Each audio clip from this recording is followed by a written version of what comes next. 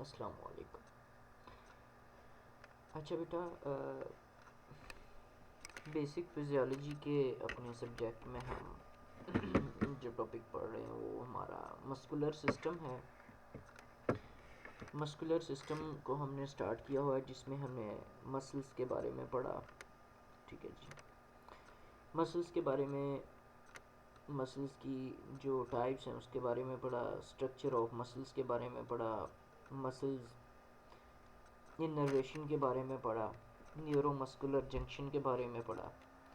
आज जो हम पढ़ेंगे वो है एक और टॉपिक जिसमें जो डिजीज़ हैं मसल से रिलेटेड, कुछ डिजीज़ होती हैं, कुछ बीमारियां होती हैं, उनको आज हम डिस्कस करेंगे कि मसल से रिलेटेड कौन कौन सी बीमारियां जो हैं वो हो सकती हैं। तो चलते हैं अपने आज के लेक्चर की जानिब। इसमें हम डिफरेंट टाइप्स की डिजीज़ देखेंगे जो कि मसल से रिलेटेड होती हैं। एक और बात बड़ी यहाँ मैं आपको बता दूं कि मायो जहाँ पर लफ्ज़ आएगा उसका मतलब मसल्स होता है। ठीक है जी। तो पैथो आपको पता है, पैथ का मतलब होता है पेन या अबनॉर्मेलिटी। सो मायोपैथी क्या हो जाएगी कि मसल के अंदर अगर कोई अबनॉर्मेलिटी आ जाएगी तो वो मायोपैथी कहलाती है। ठीक हो गया जी। सो मायोपैथी क्या है? Myopathy is a muscular disorder. ये एक मसल्स के अंदर पाई जाने वाली बीमारी है। In which dysfunction of the muscular fibre leads to the muscular weakness.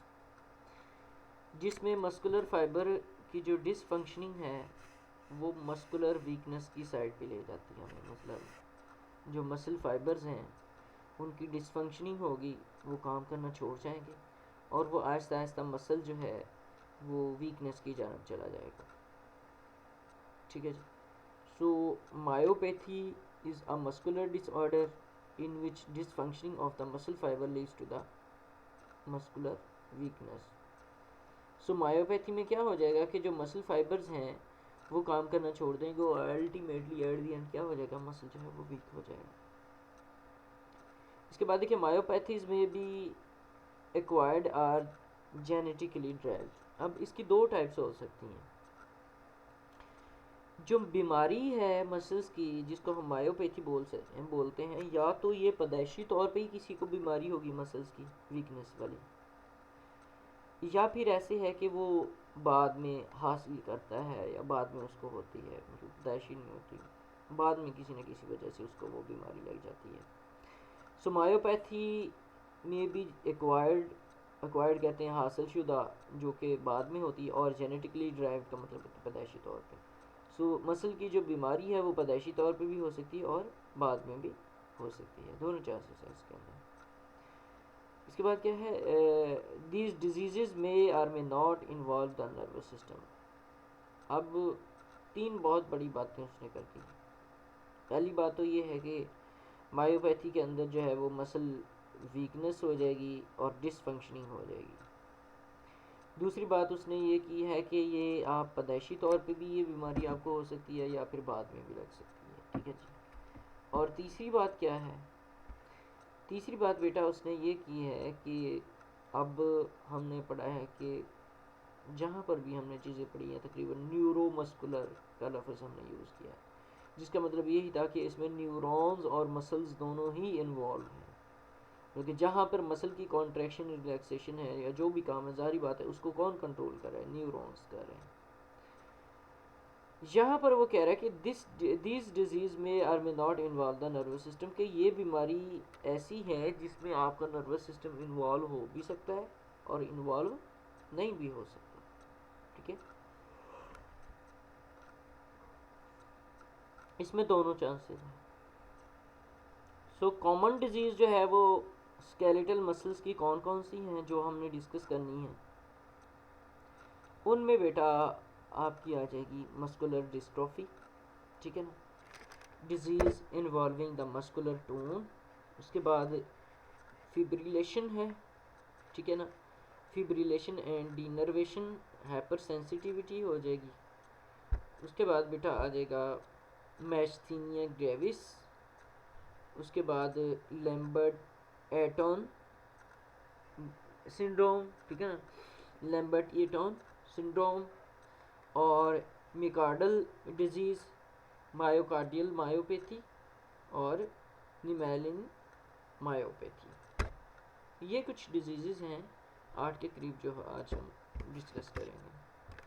सो चलते हैं पहली डिजीज़ के बारे में जानते हैं।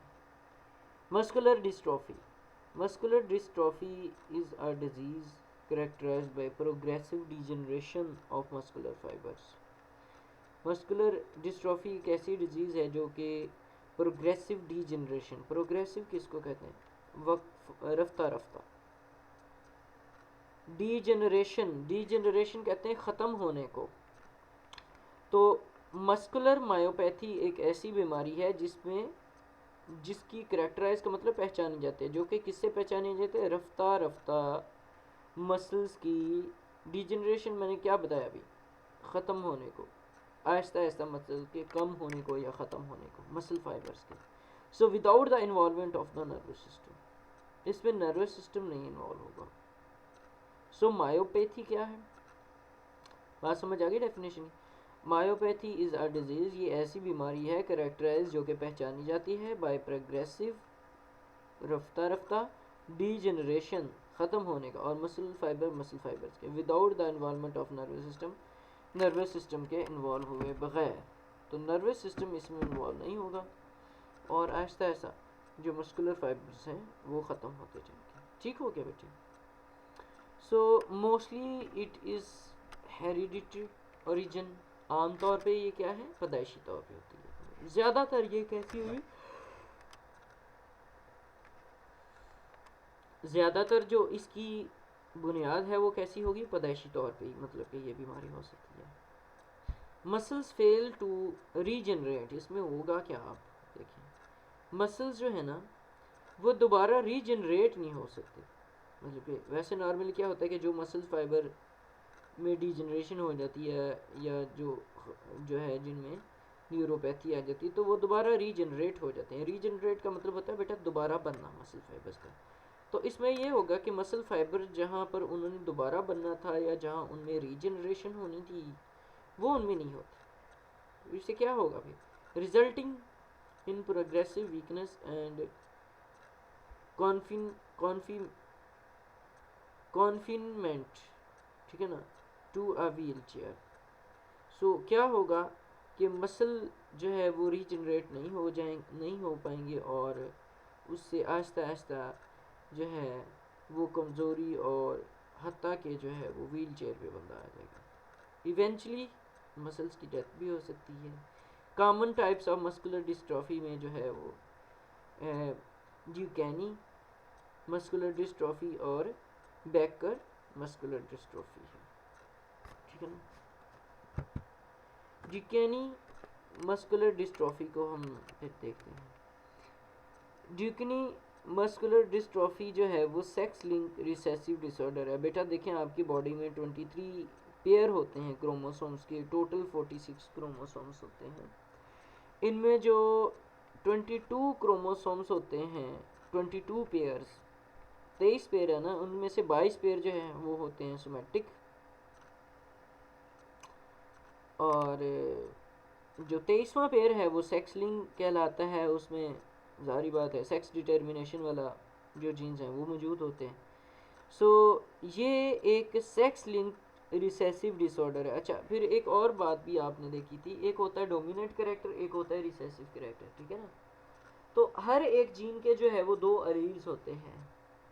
तो अगर कोई एक जो है अलील दूसरे के ऊपर डोमिनेट हो जाता है और टोटल जो उसकी बनती है जेनेटिक कैरेक्टर वो अगर उसमें डोमिनेंसी आ जाए तो हम उसको डोमिनेंट कैरेक्टर कहते हैं। अगर डिपेंडेंसी आ जाए तो वो रिसेसिव कहलाता है। सो ये क्या है, ये सेक्स लिंक रिसेसिव जीन, ठीक है ना, सेक्स लिंक रिसेसिव डिसऑर्डर है। ठीक हो गया। It is due to the absence of genetic products called the dystrophin in the X chromosome. तो बेटा जो आपका सेक्स क्रोमोसोम है जिसको हम एक्स क्रोमोसोम कहते हैं, उसमें जो है एक प्रोडक्ट होता है जिसको हम डिस्ट्रॉफिन बोलते हैं, वो नहीं होगा। बुनियादी तौर पे डिस्ट्रॉफिन बनाने वाली जीन नहीं होगी, ठीक है ना। तो फिर क्या होगा, अब डिस्ट्रोफिन ज़रूरी है सार्कोलीमा जो कि मसल की जो सेल मेम्ब्रेन है जिसको हम कहते हैं तो मायोफिब्रिल की, तो डिस्ट्रोफिन ज़रूरी है मायोफिब्रिन की या उस बाहर वाली लेयर की स्टेबिलिटी के लिए। सो अगर वो डिस्ट्रोफिन नहीं बनेगा तो जारी बात है बाहर वाली लेयर्स की स्टेबिलिटी भी नहीं होगी। सो फिर क्या होगा कि इससे जो करेक्टरिस्टिक्स हमें हासिल होती हैं वो क्या है, degeneration and nervous necrosis of the muscle fibre. तो इससे क्या होगा कि डिजेनरेशन और मसल फाइबर्स की नेक्रोसिस होना शुरू हो जाएगा, ठीक है ना। फिर उसके बाद देखें the degeneration muscle fibres are replaced by fat and fibrous tissues.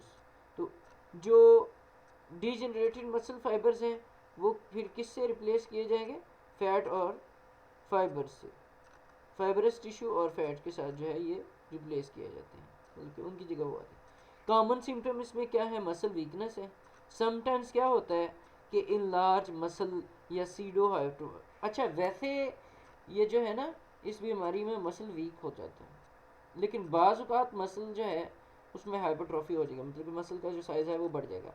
फिर उसको हम क्या कहते हैं, सूडो हाइपरट्रॉफी। सूडो कहते हैं झूठे को, जैसे सूडोपोड्स होते हैं उनको भी झूठे कहते हैं। सो सूडो हाइपरट्रॉफी क्या है, देखिए एक्चुअल में वो हाइपरट्रॉफी तो नहीं है, वो तो एक डिसऑर्डर की वजह से। सो फिर इसको हम क्या कहेंगे, सूडो हाइपरट्रॉफी, ठीक है जी। सो इन स्वेयर कंडीशंस, बहुत ज़्यादा स्वेयर कंडीशंस में क्या होगा कि respiratory muscles become weak resulting in the difficulty in breathing and death. So swear condition में ये होगा कि जो आपके सांस लेने वाले जो मसल्स हैं जिसका मस्कुलर रिस्पिरेटरी मसल्स कहते हैं वो कमज़ोर हो जाएंगे और आहिस्ता आहिस्ता क्या होगा कि सांस लेने में भी दुश्वारी पेश आएगी। जारी बात है बेटा, जब सांस लेने के लिए भी हमें डायफ्राम है वो मसल्स का बना हुआ है, तो फिर हमें सांस लेने में भी दुश्वारी पेश होगी और आहिस्ता और आखिर में जाके डेथ भी हो सकती है। नेक्स्ट है जी मायोपैथी की दूसरी टर्म जिसको हम बिकर्स मस्कुलर डिस्ट्रॉफी कहते हैं। बिकर्स मस्कुलर डिस्ट्रॉफी जो है वो भी एक सेक्स लिंक्ड डिसऑर्डर है और ये होता है रिडक्शन इन क्वांटिटेटिव अल्ट्रेशन और डिस्ट्रोफिन। किसकी वजह से होता है, क्वांटिटेटिव क्वांटिटी या अल्ट्रेशन, मतलब कि डिस्ट्रोफिन की क्वांटिटी कम होगी या फिर डिस्ट्रोफिन की जो क्वालिटी है उसमें कोई तब्दीली होगी, तो इसकी वजह से ये होता है, ठीक हो गया। जो कॉमन फीचर्स हैं इस बीमारी के वो क्या हैं, इसमें स्लो प्रोग्रेसिव वीकनेस है मसल्स की, लेग्स के मसल्स की, पेल्विस की, सूडो हाइपोट्रॉफी इसमें भी हो जाएगी काफ मसल्स के अंदर, और इसके अलावा डिफ़िकल्टी है चलने में, फटीग है और मेंटल रिटार्डेशन। तो ये कुछ बीमारी है जो कि जुड़ी होती है मस्कुलर डिस्ट्रोफी के साथ, ठीक है जी। अब दूसरी आ गई डिजीज़ जिसमें मसल टोन इन्वॉल्व है, ठीक है ना। अब वो डिजीज़ हैं जिसमें मसल टोन जो है वो इन्वॉल्व है। तो सबसे पहले कौन सी है, हाइपरटोनिया। हाइपरटोनिया क्या है, हाइपर मतलब बेटा ज़्यादा होता है, हाइपर का लफ्ज़ जहाँ भी आ जाए ज़्यादा होगा, हाइपर मतलब so hypotonia is a hypotonicity is a muscular disorder. ये एक मस्कुलर डिसऑर्डर है, इसमें क्या होगा, जिसकी क्या करेक्टरिस्टिक्स है, characterise by increase muscle tone. इसमें मसल्स का जो साइज़ है वो ज़्यादा हो जाएगा और inability of the muscle to stretch. अच्छा दो नुकसान है इसमें, साइज़ भी ज़्यादा हो जाएगा और मसल जो है आपकी स्ट्रेच भी नहीं होंगे, ठीक है ना, और चलने फिरने में भी जो है वो दुश्वारी पेश आएगी। सो काजेज़ क्या हैं इसके, hypertonia occurs in upper motor neuron lesion. तो ये अपर मोटर न्यूरॉन लेयन में ये होता है during the Leyen of upper motor neuron. Upper motor neuron के लेयन के दरम्यान में क्या होता है, inhibition of lower respiratory inhibition of lower motor neurons. तो जो लोअर मोटर न्यूरॉन होते हैं उनमें भी इनहिबिशन हो जाती है, जिसको हम गैमा मोटर न्यूरॉन्स कहते हैं, जो स्पाइनल कॉर्ड में होते हैं, वो ख़त्म हो जाएंगे। फिर क्या होगा, it causes the exaggeration of lower neuron activity. तो ये क्या करेगा कि जो लोअर न्यूरॉन की एक्टिविटी है उसको बंद कर देगा, ठीक है ना। तो फिर क्या होगा, It causes the exaggeration of lower motor neuron activity resulting in hypotonia. So इसी से क्या हो जाएगा फिर हाइपोटोनिया हो जाएगा, ठीक है, हाइपोटोनिया। तो ये कुछ डिजीज़ हैं और ये करेक्टरिस्टिक्स भी हैं हाइपोटोनिया के। नेक्स्ट है हाइपोटोनिया और स्पेस्टिसिटी। सो हाइपोटोनिया जो है वो स्पेस्टिसिटी के साथ मिलता जुलता था अभी। तो इसमें क्या होगा कि जो हाइपरटोनिया है ये किसके साथ रिलेट, ये स्पेस्टिसिटी के साथ जुड़ा हुआ है, लेकिन प्रेजेंटली ये अलग भी हो सकता है स्पेस्टिसिटी से और उसके साथ, मतलब कि नॉर्मली पहले लोगों का ये ख्याल था कि हाइपरटोनिया और स्पेस्टिसिटी एक साथ होते हैं, लेकिन वो कह रहे हैं कि आजकल इकट्ठे तो हैं लेकिन अकेले अकेले भी हो सकते हैं। सो स्पेस्टिसिटी इज़ अ मोटर डिसऑर्डर, ये एक मोटर डिसऑर्डर है जिसकी पहचान क्या है कि स्टिफनेस हो जाएगी स्ट्रेन मसल्स के अंदर, क्योंकि ख़ास मसल्स के अंदर जो है वो स्टिफनेस हो जाएगी। तो due to the continuous contraction, क्योंकि उनकी जो मसल्स कॉन्ट्रैक्शन है ना वो कॉन्टीन्यूस ही रहती थी, ठीक है ना। तो उसकी वजह से जब मसल एक कॉन्टीन्यूसली हालत में कॉन्ट्रैक्शन ही उसमें रहती है और बंद हुआ रहता है, तो वो फिर क्या होता है कि मसल वहाँ पर स्टिफनेस हो जाती है। सो हाइपरटोनिसिटी क्या है, is one of the major symptom, ठीक है ना। इसमें सबसे बड़ा जो सिम्टम है वो हाइपरटोनिसिटी है। और पैरालिसिस देखें, पैरालिसिस क्या है, पैरालिसिस में मुकम्मल तौर पे अल्लाह माफ़ी दे, मुकम्मल तौर पे इंसान जो है वो बेड पे आ जाता है। ये इसमें देखिए कि paralysis of the muscle due to the hypertonicity is called the spastic paralysis. अब इसकी वजह से अगर कोई पैरालिसिस होती है, पैरालिसिस में बेटा कंप्लीट मसल्स का जो फंक्शन है वो लॉस हो जाता है। So hypertonicity is one of the major symptom of the spasticity. Hypertonicity spasticity का सबसे मेजर सिम्टम। पैरालिसिस भी हो सकती है मसल्स की, किसकी वजह से, हाइपरटोनिसिटी की वजह से और स्पेस्टिक पैरालिसिस की वजह से, ठीक है। फिर है हाइपोटोनिया। बेटा अभी हमने हाइपर ज़्यादा टोनिया पढ़ा था, हाइपर मीन ज़्यादा, अभी हम हाइपोटोनिया पढ़ेंगे, हाइपो मीन्स कम है, ठीक है ना। सो हाइपोटोनिया क्या है, hypotonia is the muscular disease है ये, ठीक है ना। और किसकी जो है देखें, hypotonia is a muscular disease characterised by decrease in the muscular tone. ये उन सब के उल्ट है, देखिए इसमें मसल जो है वो टोन तो कम हुआ होगा, ठीक है ना। So the tone of the muscle is decrease lost, muscle tone जो है वो डिक्रीज भी नहीं हो सकता, गुम भी नहीं हो सकता, ठीक है ना।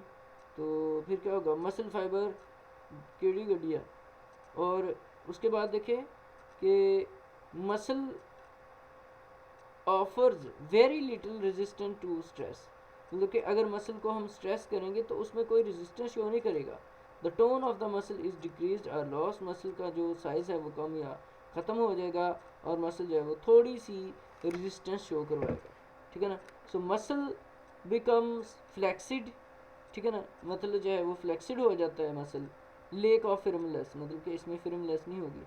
And the condition is called the flaccidity, flaccidity flaccid से।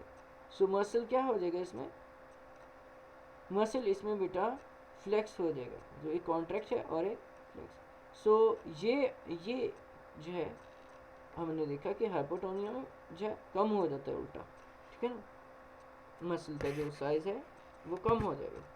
काजेज क्या है इसके देखें, major causes of hypotonia is lower motor neuron lesion, the paralysis of the muscle with hypotonicity is called the flaccid paralysis, इसको हम फ्लेक्सिड paralysis कहते हैं। और ये रिजल्ट होता है वेस्टेज के मसल्स का इसके अंदर। So hypotonia may also occur become central nervous system, hypotonia central nervous system में भी हो सकता है, उसकी डिसफंक्शनिंग भी करवा सकता है और जेनेटिक डिसऑर्डर्स भी करवा सकता है, मस्कुलर डिसऑर्डर्स भी, ठीक है ना। सो क्लिनिकल कंडीशंस क्या है, डाउन सिंड्रोम, ठीक है जी, फिजिकल जो है डाउन सिंड्रोम हो गया जिसमें क्रोमोसोमल डिसऑर्डर होगा, ठीक है ना। और क्या है, माइस्थीनिया ग्रेविस और आखिर पे कर्निक टेरिस है। तो ये डिजीज़ जो हैं ये इसकी वजूहत हैं। So clinical condition associated with hypotonia जो है वो कौन कौन सी है इसमें, डाउन सिंड्रोम आ जाएगा, ठीक है ना, उसके बाद माइस्थीनिया ग्रेविस आ जाएगा और कर्निकटाइज। ये जो हैं इसके काजेस। इसके अलावा भी जो कंजेनिटल सेरिब्रल एटेक्सिया है वो हो गया, मसल डिस्ट्रॉफी है, कंजेनिटल हाइपर थायराइडिज्म है, इसके बाद हाइपर वेटमनियोसिस डी है, फिर रिकर्ड्स हैं, उसके बाद इन्फेंट्स मेटाबॉलिज्म। तो ये सारी चीज़ें इसके अंदर आ जाएंगी, ठीक है जी। इसके बाद देखें मायोटोनिया। मायोटोनिया क्या है, ये एक कंजेनिटल डिजीज़ है जिसकी पहचान ये है कि कॉन्टीन्यूस कॉन्ट्रैक्शन होगी मसल की और बहुत ही कम रिलैक्सेशन होगी, ठीक है ना, and every after the caseation of voluntary act, ठीक है ना, मतलब कि इसमें जब वॉलंटरी एक्ट जो है, ये देखिए मैं दोबारा इसका पढ़ता हूँ। Myotonia is a congenital disease, ये एक कंजेनिटल डिजीज़ है जिसकी क्या पहचान है कि मसल की कॉन्टीन्यूसली कॉन्ट्रैक्शन ही हुई रहेगी, मसल रिलैक्स नहीं होगा इवन के वॉलंटरी सिजेशन के बाद भी। सो मेन फीचर इसका क्या है कि मसल स्टिफनेस हो जाएगी और समटाइम्स इस मसल में क्रैम्प पड़ते हैं और मसल रिलैक्सेशन भी डिलेड होगी। सारी बातें स्टिफनेस हो जाएगी तो मसल रिलैक्सेशन भी डिले होगी। काजेज़ क्या है, मायोटोनिया जो है इसमें म्यूटेशन हो सकती है जीन चैनल के अंदर, जीन चैनल प्रोटीन के अंदर, या फिर मतलब कि सार्कोलीमा के अंदर जो जीन चैनल प्रोटीन है ना वहाँ पे, ठीक है ना। सो इसके बाद तीसरी जो बड़ी जो ग्रुप है डिजीज़ का वो है fibrillization and denervation hypersensitivity. So denervation क्या होती है कि मसल फाइबर में जो मोटर न्यूरॉन पैगाम लेके आता है वो नहीं लेके आता मसल फाइबर के पास। So causes the fibrillation with flaccid paralysis, ठीक है ना, फ्लेक्सिड पैरालिसिस के साथ जो है वो कहता है कि फिब्रिलाइजेशन है वो इसकी वजह बनती है। और डीनर्वेशन है हाइपर सेंसिटिविटी, ठीक है जी, डीनर्वेशन हाइपर सेंसिटिविटी, तो डीजनरेशन जो है वो हो जाएगी और हाइपर सेंसिटिविटी होगी। दोबारा मैं पढ़ता हूँ, हाइपर सेंसिटिविटी क्या है, degeneration of a muscle fibre की डिजनरेशन है, लोअर मोटर न्यूरॉन्स लेयन इसमें होता है और इसके काजेज क्या है, फिब्रिलाइजेशन और इसके साथ साथ फ्लेक्सिड पैरालिसिस, ठीक है ना, और डीजनरेशन हाइपर सेंसिटिविटी। इसमें सबसे पहले फिब्रिलेशन कहते हैं। फिब्रिलेशन का क्या मतलब है, फिब्रिलेशन का मतलब ये है, fibrillation means that the fine irregular contraction of individual muscle fibre, ठीक है ना, बल्कि fine irregular contraction of individual muscle fibre. तो इंडिविजुअल मसल फाइबर का अच्छे तरीके से जो है वो मसल कॉन्ट्रैक्शन जो है वो क्या कहलाता है, fibrillization means fine irregular contraction of individual muscle, मतलब कि हर मसल फाइबर का कोई इरेगुलर कॉन्ट्रैक्शन ही होगा, रेगुलरली नहीं करेंगे। डीनर्वेशन क्या है, हाइपर सेंसिटिविटी आफ्टर डीजनरेशन, तो डीजनरेशन के बाद हाइपर सेंसिटिविटी, ठीक है ना, the muscle become highly sensitive to acetylcholine, तो मसल इसमें बहुत ज़्यादा जो है एसिटाइलकोलिन के सेंसिटिव बन जाएगी, विच रिलीजेज फ्रॉम न्यूरोमस्कुलर जंक्शन, जो कि न्यूरोमस्कुलर जंक्शन से जो है वो तक जाएगी। So hypersensitivity after denervation, the muscle become tightly sensitive to the acetylcholine. So ये इसने अच्छा किया, ये देखें ना, hypersensitivity after degeneration, muscle become highly sensitive, muscle बहुत ज़्यादा सेंसिटिव हो जाएगा एसिटाइलकोलिन से और जो कि न्यूरोमस्कुलर जंक्शन पे मौजूद होती है, तो इसको हम क्या कहेंगे, डीनर्वेशन हाइपर सेंसिटिविटी, ठीक है ना। फिर है जी माइस्थेनिया ग्रेविस। माइस्थेनिया ग्रेविस एक ऑटोइम्यून डिजीज़ है जो कि न्यूरोमस्कुलर जंक्शन के की वजह से होती है, यही देखें उसमें क्या होता है, एंटीबॉडीज, कोलिनर्जिक रिसेप्टर्स वगैरह ये सारी काम की बात है।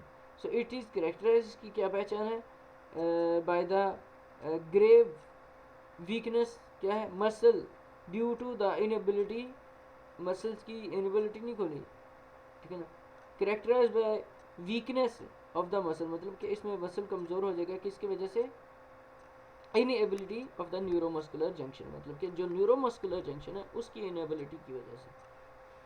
अब वो न्यूरोमस्कुलर जंक्शन में आपने पढ़ा है कि पैगाम जो है वो मोटर नर्व्स के ज़रिए आता है, प्रॉक्सिमल और इसके बाद क्लेफ्ट है और इसके बाद जो है वो डिस्टल है।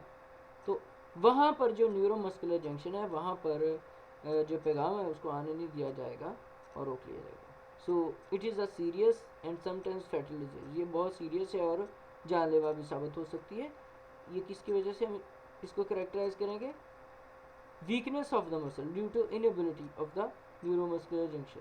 ठीक हो गया जी, इसको हम कहते हैं myasthenia gravis.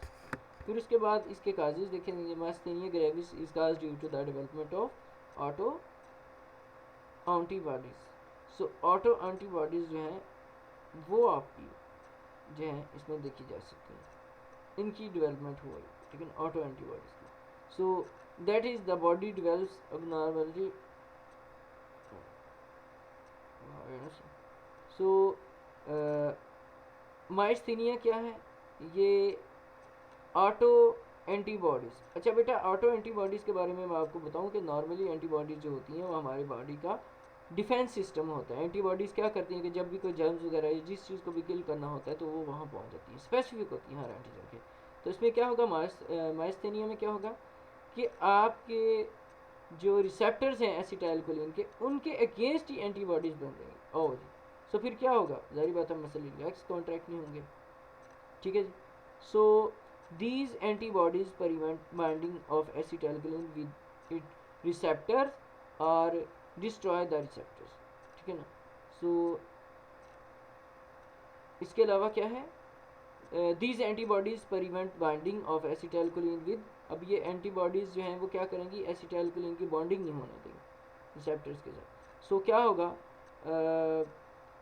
Acetylcholine release its normal, acetylcholine को नॉर्मल होने दे, ठीक है ना। So acetylcholine release normal and can not access its action, ठीक है ना। ये ज़रा आप देखें कि इसमें क्या क्या चीज़ें हो रही हैं।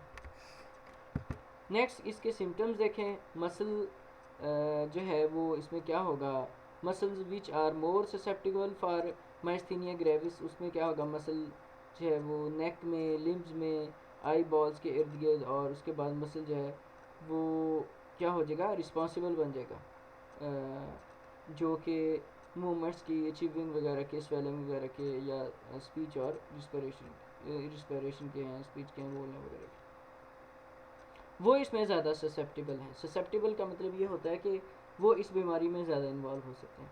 कॉमन सिम्टम्स इसमें क्या हो जाएंगे, स्लो और वीक मसल कॉन्ट्रैक्शन है, ठीक है ना, कि क्योंकि डिफेक्टिव मस्कुलर एक्टिविटी की वजह से। इसके अलावा inability to maintain the prolonged contraction of the muscle fibre, तो मसल फाइबर के साथ एक जो है वो लॉन्ग प्रोलॉन्ग, ठीक है, inability to maintain the prolong contraction of the skeletal muscle fibre, मतलब कि स्केलेटल मसल फाइबर का जो प्रोलॉन्ग कॉन्ट्रैक्शन है उसमें भी इनएबिलिटी आ जाए। Quick fatigability when the patient attempts to react the muscular contraction, तो इसमें क्विक जो है वो फटीगेबिलिटी से क्या मतलब है कि थकावट, बड़ी जल्दी थकावट हो जाएगी उस पेशेंट को, ठीक है। सो इसके अलावा क्या है, weakness and fragility of the arms and legs, जो आर्म्स एंड लेग्स हैं वो बहुत कमज़ोर हो जाएंगी, और फ्रेजिबिलिटी आपको पता ही कि क्या होती है, कमज़ोर होना। So double vision and droopy eyelids due to the weakness of the ocular muscles, ठीक हो गया। so difficulty in swallowing due to the weakness of throat swab, ठीक है ना, तो throat swab देखें, difficulty in swallowing due to the weakness of the throat muscles, जो आपके गले के मसल हैं उनकी weakness की वजह से आपको खाने में दुश्वारी होगी, या फिर क्या होगा, डिफ़िकल्टी इन स्पीच, बोलने में कमी, ठीक है ना, तो due to weakness of muscle speech, muscle speech की वीकनेस की वजह से, ठीक हो गया। फिर आ जाती है अगली डिजीज जिसको हम लैम्बर्ट एटन सिंड्रोम कहते हैं। लैम्बर्ट एटन सिंड्रोम क्या है, ये भी न्यूरोमस्कुलर डिसऑर्डर है जंक्शन का, और इसकी क्या वजूहत है, characterized by caused by the development of antibodies. ये जो है इसमें क्या होगा कि न्यूरोमस्कुलर जंक्शन का डिसऑर्डर है, तो इसमें जो एंटीबॉडीज़ जो मौजूद होंगी, ये मैं दोबारा आपको पढ़ता हूँ। Lambert Eaton syndrome is a disorder of neuromuscular junction. ये न्यूरोमस्कुलर जंक्शन का जो है बेटा डिसऑर्डर।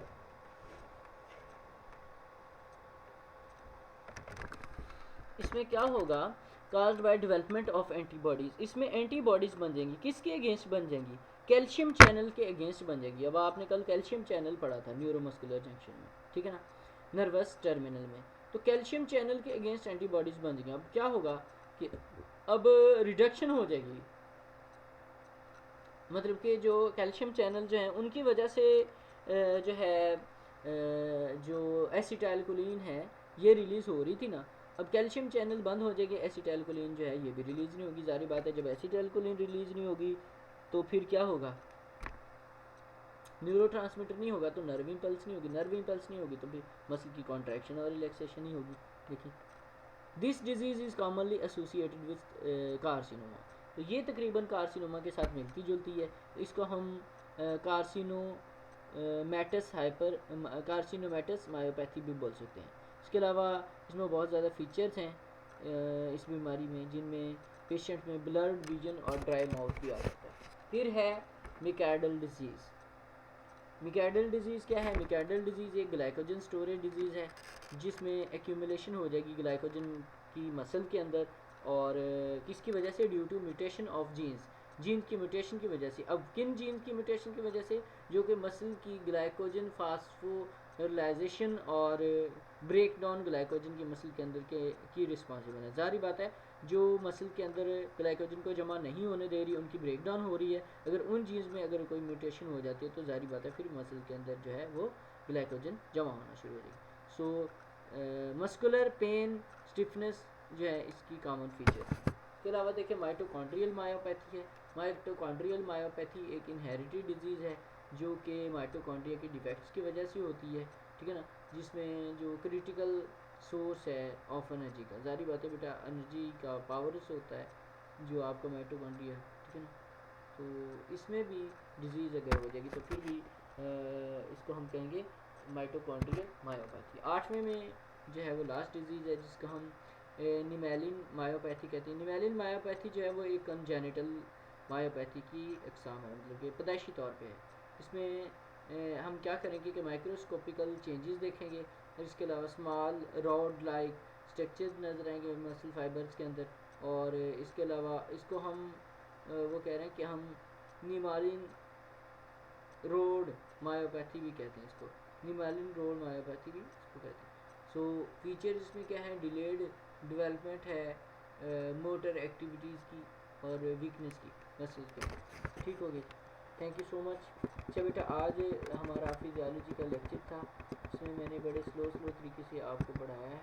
तो इसमें हमने कुछ डिजीज़ पढ़ी हैं, जिसमें हमने muscular dystrophy disease involving muscular tone, fibrillation and denervation, hyper sensitivity, ठीक है ना। इसके अलावा मैस्थीनिया ग्रेविस है, लैम्बर्ट एटोन सिंड्रोम है, मिकार्डल डिजीज़ है, माइटोकॉन्ड्रियल, ठीक है ना, माइटोकॉन्ड्रियल मायोपैथी होगी, और इसके अलावा निमेलिन मायोपैथी है। बेटा इनमें से अगर किसी चीज़ की समझ नहीं आई तो आप लोग पूछ सकते हैं। थैंक यू सो मच, अल्लाह हाफिज़।